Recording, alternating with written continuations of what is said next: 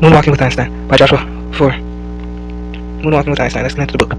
One of the smartest man is hard to find. Dom DeLuise, celebrity fat man, and 5 of clubs, has been implicated in the following unseemly acts in my mind's eye.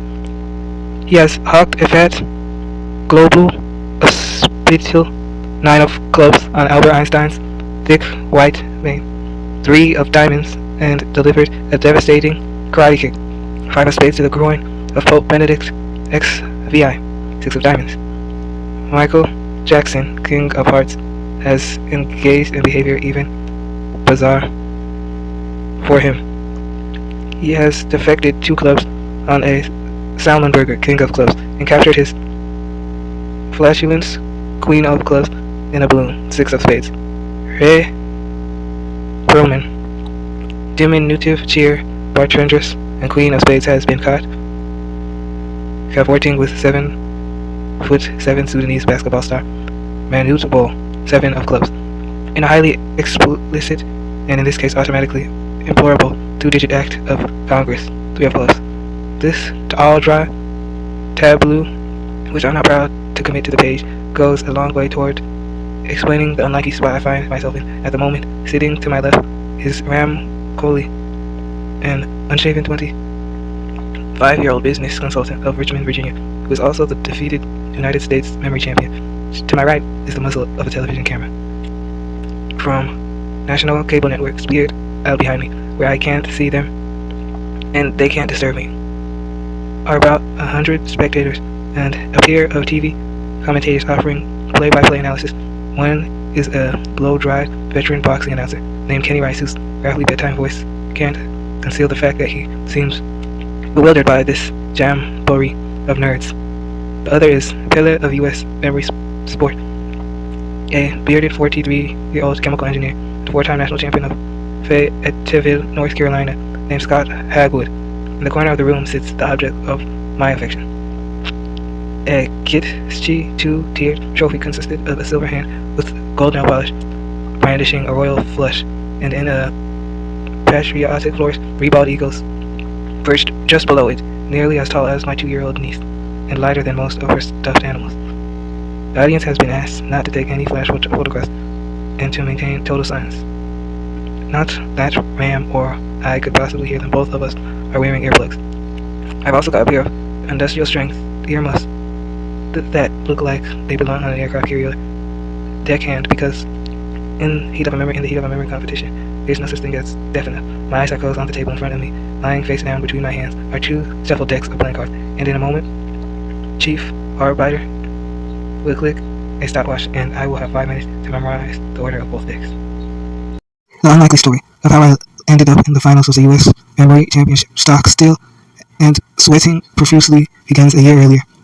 On a snowy highway in central Pennsylvania, I had been driving from my home in Washington, D.C. to Lehigh Valley to do an interview for the Discovery in Washington, D.C. magazine with a theoretical physicist at Cookston University, who had invented a vacuum chamber device that was supposed to pop the world's largest popcorn. My route took me through New York, Pennsylvania, home of the Weightlifting Hall of Fame and Museum.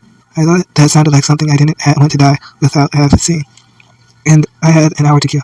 As it turned out, the Hall of Fame was little more than a sterile collection of old photographs and memorabilia displayed on the ground floor of the corporate office of the nation's largest barbell manufacturer. Museologically, it was crap.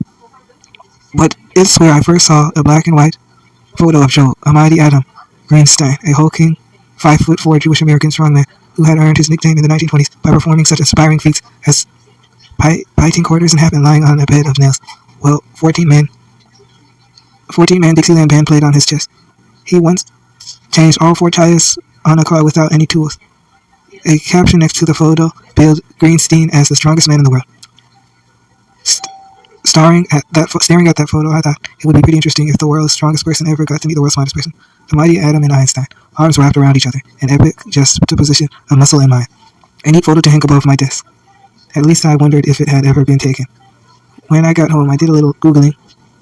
The world's strongest person was pretty easy to find. His name was Marcus Podsianowski. He lives in Wrocławska, Poland, and could deadlift 924 pounds, about 30 of my nieces. The world's smartest person, on the other hand, was not easy to identify. I typed in highest IQ intelligence champion, smartest in the world. I learned that there was someone in New York with an IQ of 228, and a chess player in Hungary who once played 52 simultaneous blindfolded games. There was an Indian man who could calculate the 23rd root of 200-digit number in his head in 50 seconds, and someone else who could solve a four-dimensional Rubik's Cube, whatever that is. And of course, there was plenty of obvious Stephen Hawking types of candidates. Brains are notoriously tricky to quantify than brawn. In the course of my Googling, though, I discovered an intriguing candidate who was, if not the smartest person in the world, at least some kind of freakish genius. His name was Ben Pridmore, and he could memorize the precise order of 1,528 random digits in an hour. To impress those of us with a more humanist bent, any poem handed to him, he was reigning world memory champion. Over the next few days, my brain kept returning to Ben Pridmore's. My own memory was average at best. Among the things I regularly forget, when I put my car keys where I put my car, for that matter, the food in the oven, that it's my girlfriend's birthday, our anniversary, Valentine's Day, and clearance of doorway to my parents' cellar, ouch. My friends' phone numbers, why I just opened the fridge to plug in my cell phone. The name of President Bush chiefs of staff, the order of New Jersey Turnpike rest stops, which year the Redskins last won the Super Bowl, to put the toilet seat down. Brent Podmore, on the other hand, could memorize the order of a shuffled deck of playing cards in 32 seconds. In 5 minutes, he could permanently commit to memory what happened to 96 different historical dates. The man knew 50,000 digits of pi. What was not to envy? I had once read that average person wanders about 40 days a year, compensating for things he or she has forgotten. Putting aside for a moment the fact that he was temporarily unemployed, how much more productive must Ben Pridmore be? Every day, there seems to be more to remember. More names, more passwords, more appointments. With a memory like Ben Pridmore's, I imagine life would be quantitatively different and better. Our culture constantly launders us with new information, and yet our brains capture so little of it. Most just goes in one ear and out the other. If the point of reading were simply to retain knowledge, it would probably be the single least efficient activity I engage in. I spend a half dozen hours reading a book, and then have only a foggy notion of what it was about. All those facts and anecdotes, even the stuff interesting enough to be worth underlining, have a habit of briefly making an impression on me, and then disappearing into who knows where. There are some books on my shelf that I can't even remember whether I've read it or not. What would it mean to have all that otherwise lost knowledge at my fingertips? I couldn't help but think that it would be me more, it would make me more persuasive, more confident, and more, in some fundamental sense, smarter. Certainly, I'd be a better journalist, friend, and boyfriend.